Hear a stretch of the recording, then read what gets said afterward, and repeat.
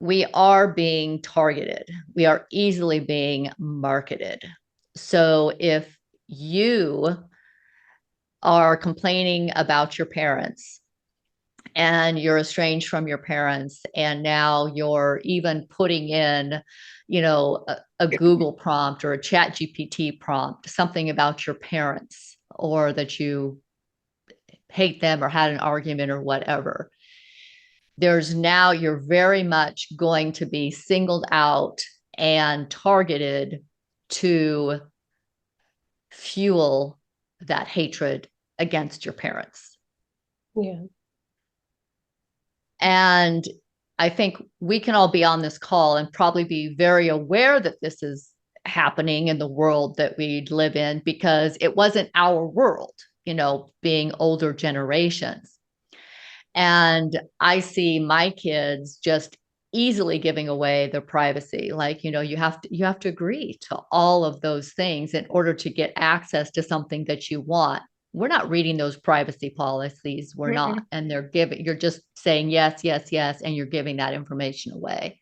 You're Mm, donating a kidney, basically. exactly.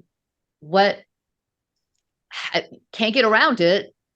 What are your thoughts on that, as far as young people in the context of estrangement being targeted, the hate being fueled? And part of the reason I'm bringing this up too is when I was on that Facebook group earlier, I was reading some comments about what some kids were saying to their parents, to their face, or emailing them or texting them, really unbelievable things that these kids had said to their parents, of course, that would cause them to not want anything to do with their kids anymore. And I don't blame them after reading some of these comments. But what are your thoughts on that? Just that it's potentially, there's a third party that we can't even see that's contributing to the hate that's happening uh, within our generations. Yeah, I say uh, there just needs to be more digital detoxes. Like, that's gonna need to be a thing. I don't think that's like, yeah, people shut off their phone for a day or something like that, but I just don't think the awareness is there yet about giving out our information. It's normal, right? It's normal to log on, accept the cookies so you could browse the site that you're on. Like, I don't know how many times I've done that. Just like accept and just not even, it's completely normal to do that. Like, if you see an ad that comes in and just flags and stuff, you're just used to all of these distractions. And and I think, like, if you go looking for it, you put something out there, you're gonna find it. And that's the way with the internet. I remember Jillian one time saying that, like, when as soon as you log into those groups, like, you find more and more of them. It's hard. Like, if you don't go out there and seek something more positive, then you just get fueled by that hate. So it's honestly, you have to take it into your own hands and change your own algorithm, right? Because we're the ones who set up our algorithm. I like how on Netflix now, like, it'll tell me what I need to watch. Like, we get excited about those kind of things, but we have to, I think, stop and remember, like, how much information we're giving away too. I don't even know how all that starts. It just, I didn't know, I don't even know what cookies are. I do see those messages and I know not to accept them or whatever you do. But how does anybody even educate themselves about that? I mean, you have to look that up and then they know you're looking that up. So it's just way overwhelming. I don't even know Right. where to start to try to educate myself on this and what's happening. Maybe I Well, can. don't for one. Okay. Just You guys try just to tell me what to do and what stay not off to your do. computer and stay off your phone as much as you can. I evolved with the internet because I was a photographer and I took my business Uh-huh. online. So I really, over the course of just the internet becoming what it is, I evolved with it.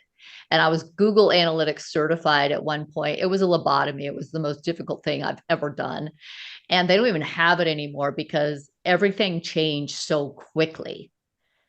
that you just can't even keep up with it. And I remember when target marketing first came out, and my kids were in their late teens, early 20s, and I warned them about this. And their comment was, I like somebody else knowing what I need and what I'm thinking and what I should Right. see. Yeah. I mean, it's what you just said, Aaliyah. You like I Netflix just I showing said you the know. that. type of movies that I don't like it either. See, that's a It's generational thing creepy to then, me. probably. It Yeah, is. no, I don't like that at all. And I And never like anything like on when Netflix asks you if you like something, I don't do it I because don't either. I figured out that part that I'm telling them what I want and they're getting to know me and they're going to target me for something. No.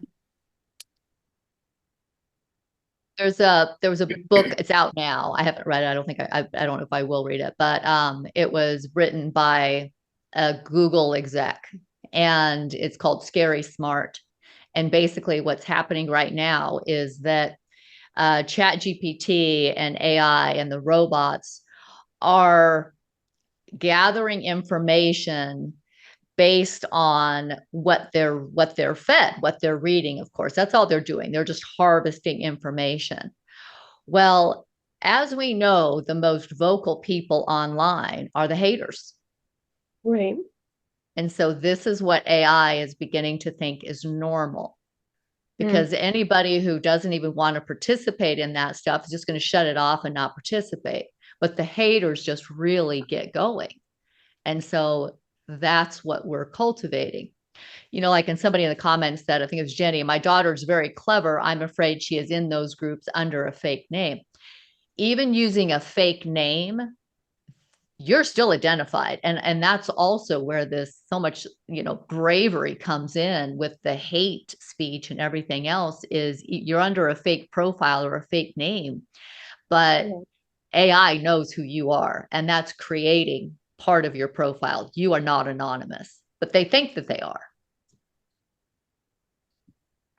Yeah.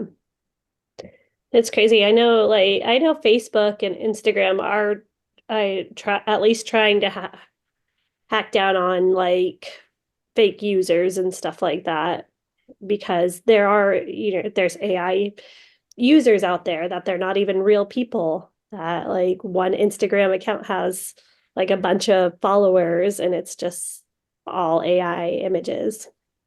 And so it Yeah, is because it knows what everybody wants. Yeah. so it's wild. I get excited about it because I do use it, and you have to train it, but like you have to feed it the prompts and train it. So yeah, the more information that's gathering, it is kind of scary to think like the people who should probably be participating aren't. So it's getting this information that is skewed. Yes. About like what humans like, or how they respond, or what they are, or the Right. parent-child relationship. I mean, I just think that's what's feeding into it. We didn't go from 72 million estranged families to 85 million estranged families in less than a year without something else going on. Mm-hmm. And I really hope that our conversation can raise the awareness around that, to where more people will scratch their head and just say, there's got to be more to this than just bad parenting. Right. Has to be a better way, right? To communicate with each other, not just stop communicating altogether. So, and that's why, like, when I started working with you, as a way to build a bridge in between, like, how do we have a safe place for these real conversations to happen? And then while they're not happening, just taking the time to work on yourself, taking the time to accept responsibility of what happened, right? Because it doesn't just happen for no reason. It happens because maybe there is a lack of responsibility that has been taken by either party.